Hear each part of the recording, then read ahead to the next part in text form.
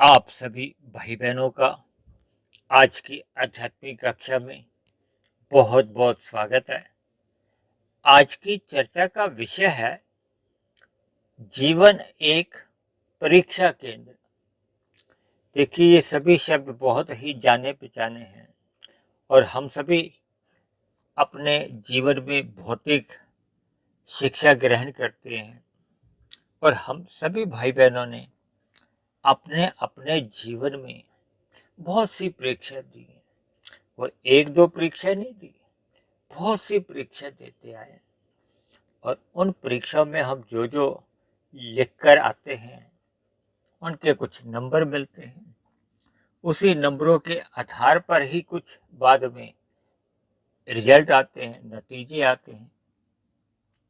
उन्हीं के आधार पे फिर हमारी आगे भौतिक यात्रा, परीक्षा की कह लो, जीवन की कह लो, नौकरी की कह लो, व्यवसाय की कह लो, किसी भी अर्थों में जो भी हमारा जीवन एक गति पकड़ता है, अक्सर एक साधारण मनुष्य इन परीक्षाओं को 10वीं की बोर्ड के पेपरों से या 12वीं के जो बोर्ड के पेपर हमारे स्कूलों में चलते हैं उससे जोड़ देता है। और अक्सर ऐसे पेपर 3-3 घंटे के ही होते हैं। और वर्तमान काल में तो देखिए, कोरोना काल चल रहा है, इसलिए इस संक्रमण रोग के कारण काफी राज्यों में परीक्षाएं रद्द कर दी गई हैं, कहीं स्थगित भी कर दी गई हैं और कहीं कहीं इन परीक्षाओं के जो परिणाम हैं वो पिछले पहले की परीक्षाओं के आधार पे कुछ नंबर दिए जा रहे हैं। यानी कि हम अपनी परीक्षा में कुल मिलाकर जैसा जैसा लिखते हैं या जो जो हम उन प्रश्नों के उत्तर देते हैं, यानी हम भौतिक स्तर पर जितने भी ये जो परीक्षा देते हैं इनके कुछ परिणाम आते हैं। परिणाम कह लो, फल कह लो, रिजल्ट कह लो, किसी भी अर्थों से आप समझ सकते हो। जैसा कि शास्त्रों में कहा गया है कि 84 लाख प्रकार के अलग अलग स्थूल शरीर हैं, योनियां हैं, जिनमें ये आत्मा अपना वास करती है। शास्त्रों में ऐसा भी वर्णन आता है कि आत्मा को सदा ही कोई ना कोई एक स्थूल शरीर चाहिए जब तक वो बंधन में रहती है, और जब ये शरीरों के बंधन समाप्त हो जाते हैं, यानी आत्मा मायातीत हो जाती है, तब ये आत्मा फिर परमात्मा के एक मोक्ष काल में आनंदमय जीवन व्यतीत करती है। उसका भी एक निश्चित कार्यकाल रहता है। आज हमारी इन बातों पे चर्चा नहीं है। आज हमारी चर्चा केवल और केवल मनुष्य योनि के ऊपर है। और आप सभी भाई बहन, मैं भी और आप भी, हम सब मनुष्य योनि में। और शास्त्रों में कहा गया है कि मनुष्य योनि ही एकमात्र ऐसी योनि है जहां किए गए कर्म लिखे जाते हैं। इसीलिए मनुष्य योनि को कर्म योनि कहा गया है। और शास्त्रों में मनुष्य योनि को ही साधना योनि भी कहा गया, क्योंकि शास्त्रों में 3 ही तत्वों का जिक्र आता है: भगवान, आत्मा और ये माया, यानी प्रकृति। यानी कि प्रकृति के 3 गुण, और 3 गुणों से ही ये जो एक विस्तार होता है 23 तत्वों में, यानी कि ये भौतिक प्रकृति 24 तत्वों की कहलाती है। जैसा कि अभी मैंने आपको बताया ही है कि आत्मा 84 लाख प्रकार के जितने भी स्थूल शरीर हैं उन किसी में वास करती है, या फिर आत्मा परमात्मा के साथ आनंदमय जीवन व्यतीत करती है। क्योंकि प्रकृति को द्वैत कहा गया है। यहाँ सुख और दुख हम देखते ही, लाभ हानि, जय पराजय, दिन रात, गर्मी सर्दी, यानी कि इस भौतिक प्रकृति, ये 24 तत्वों की जो है ये द्वैत कही जाती है। यह द्वंद्व है, दो स्थितियां पाई जाती हैं। ऐसे ही आप जीवन में देखते हो, सुख दुख मिलते हैं, गरीब अमीर है, यानी कि दो स्थितियां बनी रहती हैं। अब वर्तमान समय में हम देखते हैं कि कुछ जीव सुखी जीवन व्यतीत कर रहे हैं, कुछ दुखी हैं, कुछ मिश्रित अवस्था में। तो ये सब सुख और दुख किस आधार पे होते हैं? ये सभी कर्मों के आधार पे होते हैं, क्योंकि मनुष्य योनि को कर्म योनि कहा गया है और साधना योनि भी कहा गया है। और परमात्मा के साथ अगर आत्मा वास करती है या संग करती है तो परमात्मा को आनंदमय कहा जाता है। परमात्मा के लिए ही सच्चिदानंद शब्द कहा जाता है। सच्चिदानंद का मतलब ही ये है, सत चित आनंद। जबकि सभी आत्माओं के लिए सत और चित कहा जाता है और इस भौतिक प्रकृति को केवल सत्य कहा जाता है। सत्य का मतलब है इसके 3 गुण, तमोगुण, रजोगुण और सत्वगुण। इनको एक इकाई कहा जाता है। जब इनकी सम अवस्था रहती है तो ये प्रकृति कहलाती है। जब इसका 23 तत्वों में विस्तार होता है, यानी ये 3 गुण या एक इकाई, ये 23 तत्वों में अपने आप की जो फैलावट होती है, भले ही माया को तो प्रकृति को जड़ कहा जाता है, ये फैलावट कहो या विस्तार कहो या इसका प्रकट रूप कहो, ये परमात्मा की ब्रह्म शक्ति द्वारा किया जाता है। देखिए, इन सभी बातों की हम अक्सर चर्चा करते रहते हैं, लेकिन इस भौतिक जगत में एक मनुष्य सुखी है, एक दुखी है। और मनुष्य के अलावा जो जोनियां हैं, मनुष्य से नीचे की भी जोनियां हैं और मनुष्य से ऊपर की भी जोनियां हैं। मनुष्य से ऊपर की जोनियों को कहा जाता है कि वहां सुख ही सुख होते हैं, दुख नाम की वहां चीज नहीं। इसी तरह नीचे की जोनियों में दुख ही दुख है। हम अपने वर्तमान जीवन में अपने घरों के आसपास विभिन्न प्रकार के जो पेड़ पौधे, कीड़े मकोड़े, कीट पतंगे, पक्षी, पशु, ये विभिन्न जोनियों के जो जीव देखते हैं, उनका जीवन भले ही देखिए उन जोनियों में रहने वाले जीवों को ये महसूस नहीं होता कि वो दुखी हैं या सुखी हैं। ये दुखी सुखी का जो महसूस होना है, बोध होना है, ये केवल मनुष्य जोनि में ही हो पाता है। क्योंकि मनुष्य जोनि में ही परमात्मा ने ऐसी एक मनुष्य को विवेक शक्ति दी है कि इन सभी बातों को वो बोध कर सके, जान सके। इसीलिए तो मनुष्य जोनि को साधना जोनि भी कहा गया, ताकि अगर मनुष्य ने इस भौतिक प्रकृति के जो पदार्थों का भोग है, यानी कि जो हमारे आपके जो 5 विषय हैं, गंध, रस, रूप, स्पर्श और शब्द, अगर इन विषयों का भोग चाहिए तो फिर एक कर्मों की जो एक मुद्रा है वो चलती है। देखिए, हम संसार में भी, भारत में जैसे रुपया चलता है, अमेरिका में डॉलर चलता है, इंग्लैंड में पौंड चलता है, ये विभिन्न मुद्राएं चलती हैं। इसी तरह परमात्मा ने एक ऐसी व्यवस्था रखी हुई है कि जैसे जैसे मनुष्य अपने कर्म करता है, क्योंकि मनुष्य योनि में ही कर्म किए जाते हैं। देखिए, कर्म या क्रियाएं तो नीचे की योनियां वाले भी करते हैं जीव, और ऊपर की जोनियों वाले भी करते हैं, लेकिन उनके किए गए कर्म लिखे नहीं जाते। शास्त्रों में तो ऐसा भी वर्णन आता है कि मनुष्य से नीचे की जोनियों के जीव प्रकृति की प्रेरणा से अपने कर्म करते हैं, क्रियाएं करते हैं, वो लिखी नहीं जाती। वो केवल उनकी क्रियाएं केवल अपने जीवन यापन तक ही एक सीमित रहती है। इसी तरह मनुष्य से ऊपर की जितनी जोनियां, वो तो बहुत ही उत्कृष्ट जोनियां कही गई हैं, लेकिन उन जोनियों में केवल भोग ही भोग होते हैं, और वो भी पुण्य कर्मों के बहुत बड़े बड़े सुख होते हैं।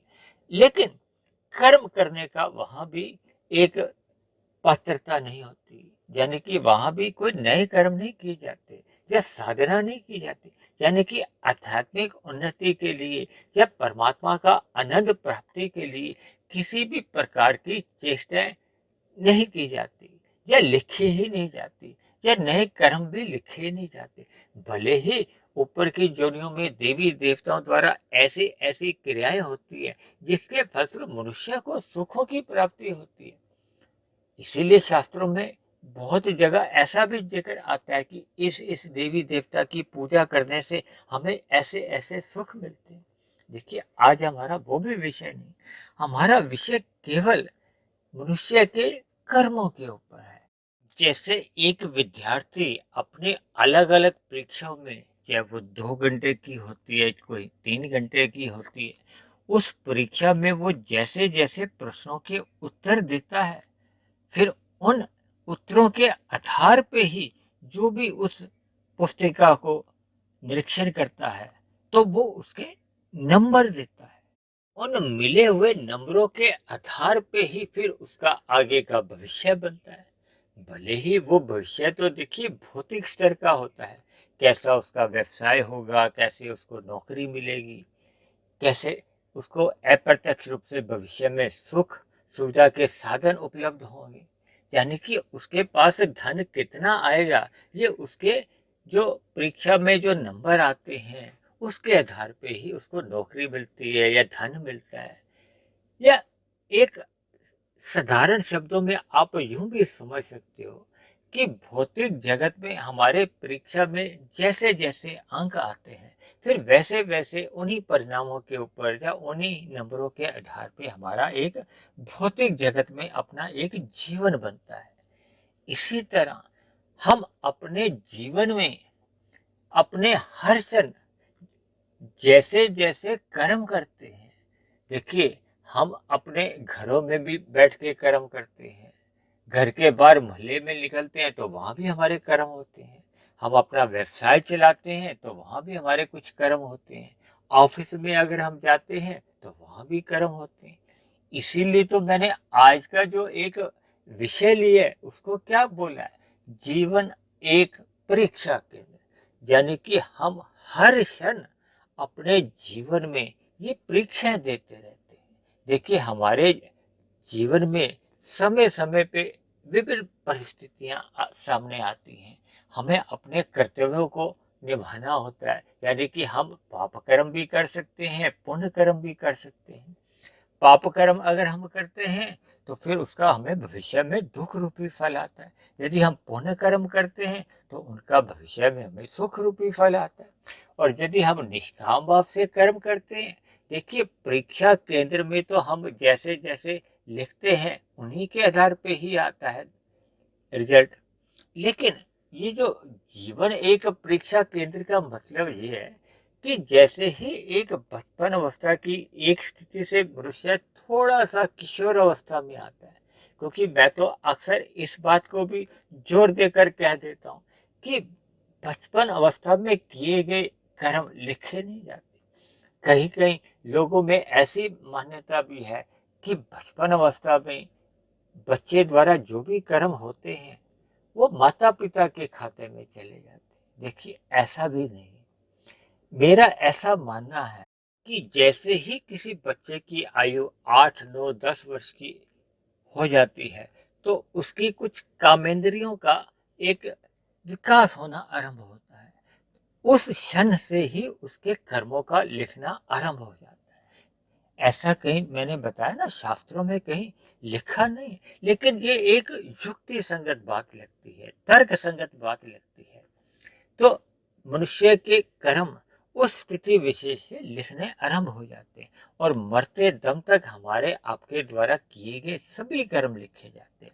देखिए यहाँ जो भौतिक कर्मों के जो हमारे लेखा जोखा बनता है वो तो पाप पुण्य कर्मों का बनता है। इसी तरह हमारे एक संस्कार बनते हैं, संस्कारों में ये शुभ संस्कार भी होते हैं, अशुभ संस्कार भी होते हैं। शुभ संस्कार में हमारा ज्ञान में संस्कार रहते हैं और अशुभ संस्कार हमारे अज्ञानता के कारण होते हैं। यानी मनुष्य के जीवन में कर्मों का भी महत्व है और संस्कारों का भी महत्व है। ये सभी हम अपनी मनुष्य योनि में ही करना संभव है या लिखे जाते हैं। शेष योनियों में ना तो ये कर्माशय बनता है और ना ही ये संस्कार बनते हैं। भले ही नीचे की योनियों में पाप कर्मों का कर्माशय घटता तो है, नया नहीं बनता।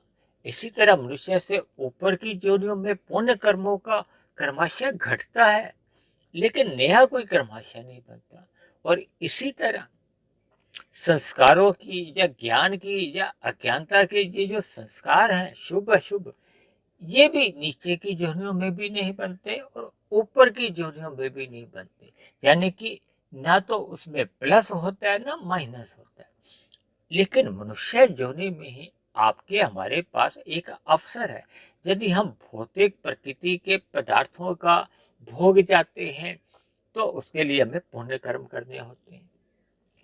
यदि हम इन प्रकृति के पदार्थों का भोग पाप कर्मों द्वारा लेते हैं तो फिर हमारा पाप कर्मों का कर्माशय बढ़ने लगता है।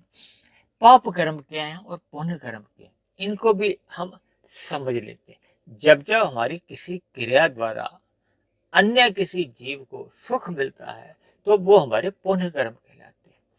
और जब जब हमारी किसी क्रिया द्वारा अन्य जीवों को दुख मिलता है, पीड़ा होती है, तो वो ऐसे सभी पाप कर्म बन जाते हैं। हालांकि शास्त्रों में इनके एक विधि विधान निषेध शब्द का इस्तेमाल हुआ है। विधि विधान में पुण्य कर्मों का जिक्र आता है और निषेध में पाप कर्मों का जिक्र आता है। यानी कि शास्त्रों के अनुसार हम कर्म भी करें और अन्य जीवों पे उस पे ऐसे ऐसे ये प्रभाव पड़ता है, तो ये हमारा एक कर्माशय बनता है। अब जैसे हम कभी कभी अपने बच्चों को उनके सुधार के लिए उनको डांटते हैं, उनको तो दुख होता है उस डांट से, लेकिन माता पिता का कोई पाप कर्मों का कर्माशय नहीं बनता।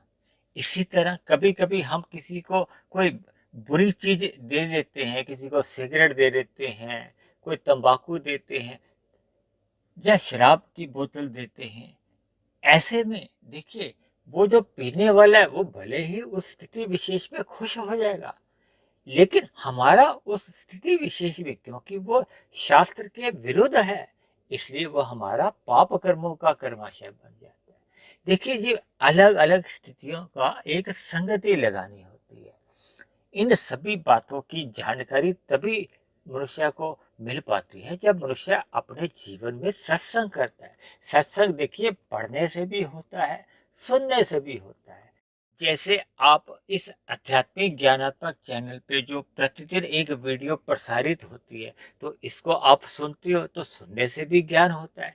इसी तरह यदि आप अपने जीवन में सतोगुणी साहित्य को पढ़ते हो तो पढ़ने से भी ज्ञान होता है। और मेरा तो ऐसा मानना है कि सुनने के बाद यदि पढ़ा जाता है तो फिर हमारा लिया गया ज्ञान और अधिक पक्का हो जाता है। यानी कि ज्ञान के संस्कार हमारे कार्य शरीर में बनने लगते हैं। जैसे जैसे ये संस्कार अपने मजबूत स्थिति में आते हैं तो फिर जो पहले के बुरे संस्कार अज्ञानता के बने होते हैं वो धीरे धीरे कमजोर होने लगते हैं और एक ऐसी स्थिति आती है कि वो बुरे संस्कार समाप्त हो जाते हैं।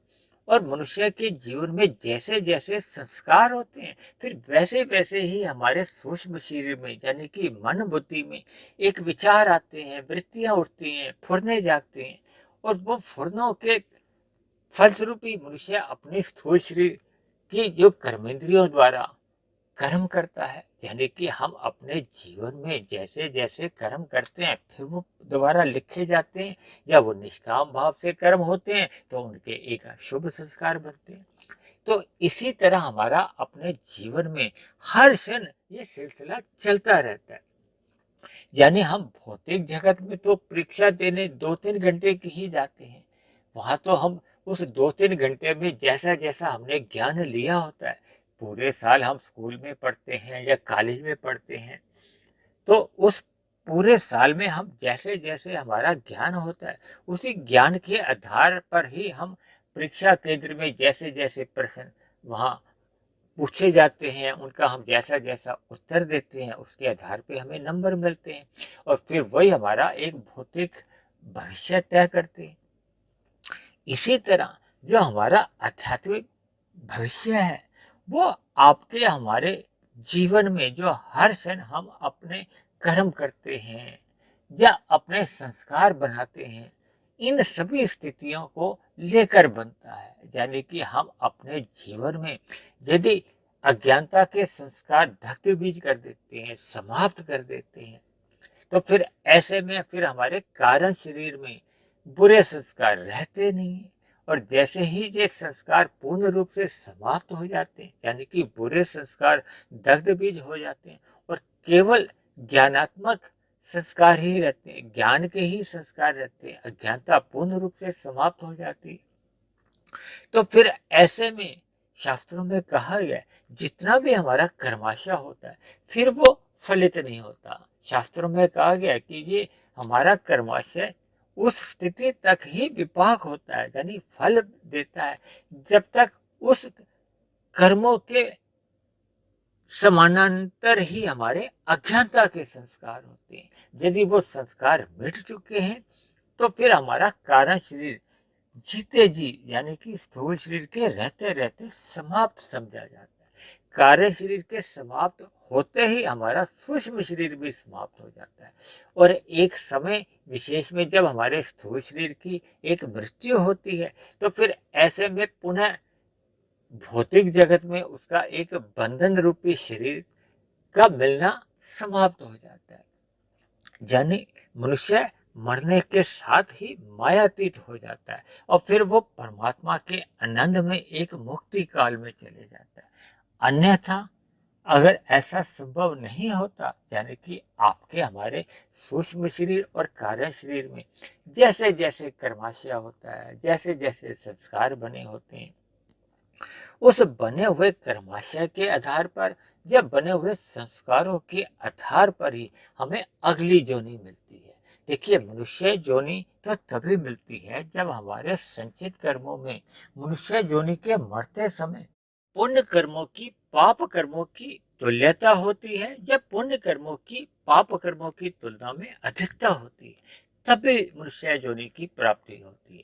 और यदि पुण्य कर्म की न्यूनता होगी है, पाप कर्मों की अधिकता होगी है, तो फिर मरने के बाद नीचे की जोनियों में जन्म होता है। तब नीचे की जोनियों में जैसे जैसे दुख भोगते भोगते अलग अलग जोनियों में पाप कर्मों का कर्माशय घटते घटते वो पुण्य कर्मों की बराबरी में आ जाते हैं, तो फिर पुनः मनुष्य जोनि की प्राप्ति हो जाती है। लेकिन यदि मनुष्य की पुण्य कर्मों की अधिकता है और पाप कर्मों की न्यूनता है और ऊपर की जोनियों में जाने की इच्छा भी नहीं है, तो फिर ऐसे में मनुष्य की पात्रता होने के बावजूद भी मनुष्य की इच्छा को ही प्रमुखता दी जाती है, यानी कि उसको मनुष्य जोनि की प्राप्ति हो जाती है, क्योंकि मनुष्य जोनि में ही आपके हमारे पास एक अवसर है कि हम अपने कर्मों में सुधार के साथ साथ अपनी आध्यात्मिक यात्रा को एक दिशा दे सकते हैं, उसमें वृद्धि कर सकते हैं।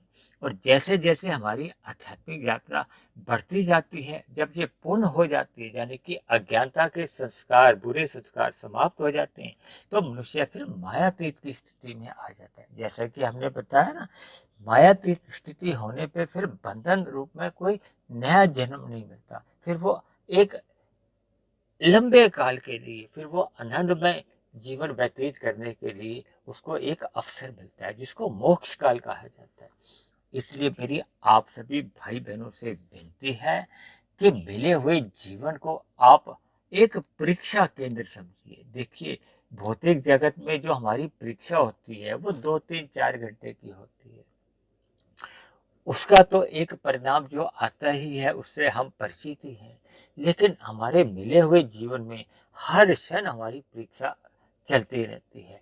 इसलिए हमें अपने मिले हुए जीवन में अपने जीवन को ज्ञानमय स्थिति में रखना चाहिए, ताकि हमें ज्ञानमय स्थिति में होने पे विभिन्न परिस्थितियां जो हर क्षण हमारे जीवन में आती रहती हैं, हम उन सभी परीक्षाओं में सफल हों, अच्छे नंबरों से पास हुए, यानी कि हमारे कभी भी पाप कर्म नहीं हो, सदा ही शुभ कर्म हो, पुण्य कर्म हो, चाहे सकाम भाव से हो और निष्काम भाव से पुण्य कर्म हो, तो फिर हमारी साधना को गति मिलती है। लेकिन फिर भी मेरी आप सभी भाई बहनों से एक विनती है कि जीवन में सत्संग करते रहिए, सत्संग करते रहिए, ताकि हम जीवन में किसी भी स्तर पर पाप कर्मों से तो अवश्य ही मनुष्य को बचना चाहिए, चाहे जैसी भी अनुकूल परिस्थितियां हो चाहे प्रतिकूल परिस्थितियां हो, मनुष्य को अपने जीवन में पाप कर्मों से तो बचना ही चाहिए, क्योंकि पाप कर्म ही मनुष्य की फिर अधोगति का कारण बनते हैं। इसलिए मिले हुए जीवन में सत्संग सदा करते रहिए, ज्ञानमय स्थिति में रहिए, ताकि हमें परमात्मा के जो शास्त्र हैं, जो एक विधि विधान और निषेध बताए गए हैं, उनकी हमें पूरी पूरी जानकारी रहे, हम सदा ही एक सुखमय जीवन व्यतीत करें और परमात्मा का सम्मुखता बनाए रखने के लिए सत्संग करते रहें, ताकि हम मिले हुए जीवन में जितनी अधिक आध्यात्मिक उन्नति कर लेते हैं वो एक तो मरने के बाद भी सुरक्षित बनी रहती है और हमारा जीवन सदा ही नई नई ऊंचाइयों की ओर जाता है। जितना जितना हम परमात्मा के सम्मुख होते जाते हैं, यानी कि जितनी जितनी हमें परमात्मा की नज़दीकियाँ मिलती जाती हैं, हमारे जीवन में आनंद उसी अनुपात में ही मिलता जाता है। क्योंकि प्रकृति के भोगों में तो देखिए सुख रहते हुए भी वो दुख से मिश्रित रहता है, क्योंकि ये जगत कुल मिला के तो दुखालय ही कहा जाता है। लेकिन परमात्मा के आनंद में हम जितना जितना विचरण करते हैं तो वहाँ दुख का लेश मात्र भी नहीं होता। इसलिए आप सभी भाई बहनों से मेरी विनती है कि मिले हुए जीवन को आप एक परीक्षा का केंद्र समझिए। हर क्षण सदा ही सावधानी से अपना जीवन बताइए, ज्ञान में स्थिति बनाए रखें। और मेरी तो आप सभी भाई बहनों से अक्सर ये विनती बनी रहती है कि रात को मनुष्य को जल्दी सो जाना चाहिए और सुबह ब्रह्म मुहूर्त में परमात्मा का सत्संग करते रहना चाहिए, परमात्मा का ध्यान लगाना चाहिए। और मैं तो अक्सर इस बात पे भी जोर देता हूँ कि ये जो मेरी बनी हुई वीडियो है, क्योंकि ये भी ब्रह्म मुहूर्त में ही बनती है, तो इसलिए इन सभी वीडियो का पूर्ण ज्ञान लाभ लेने के लिए आप सभी भाई बहन इन वीडियो को भी ब्रह्म मुहूर्त में ही सुने तो आपको पूर्ण लाभ मिलेगा। ऐसी सभी शुभ स्थितियां हम सभी भाई बहनों के जीवन में सदा बनी रहें। इन्हीं शब्दों के साथ अब आज की चर्चा को यहीं हम विश्राम देते हैं। आप किसी भाई बहन का कोई प्रश्न हो, कोई मेरी कही गई बात आपको समझ में नहीं आई हो, या मेरी कही गई बात पे आपको किसी भी प्रकार की कोई शिकायत हो, आपत्ति हो, इन सभी बातों को आप नीचे दिए गए कमेंट्स बॉक्स पर जाकर लिख सकते हैं। और यदि मेरे बने हुए ये वीडियो आपके जीवन में सकारात्मक परिवर्तन लाने लगे हो, आपकी दिनचर्या में कर्मों में सुधार आने लगा हो, परमात्मा में आपकी प्रीति जग गई हो, तो मेरी आप सभी भाई बहनों से विनती है कि आप मेरे इस आध्यात्मिक ज्ञानात्मक चैनल को स्वयं भी सब्सक्राइब करें व अन्य जिज्ञासु भाई बहनों को भी इस आध्यात्मिक ज्ञानात्मक चैनल से जोड़ने का प्रयास करें, ताकि समाज में एक सतोगुनी वातावरण में हम सभी भाई बहनों को जीवन जीने का एक अनुभव हो, ताकि हम सभी भाई बहन अपना सुखमय जीवन व्यतीत कर सकें। इन्हीं शब्दों के साथ आज की चर्चा को अब हम यहीं विश्राम देते हैं।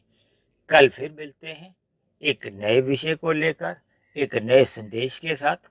तब तक आप सभी भाई बहनों का बहुत बहुत धन्यवाद।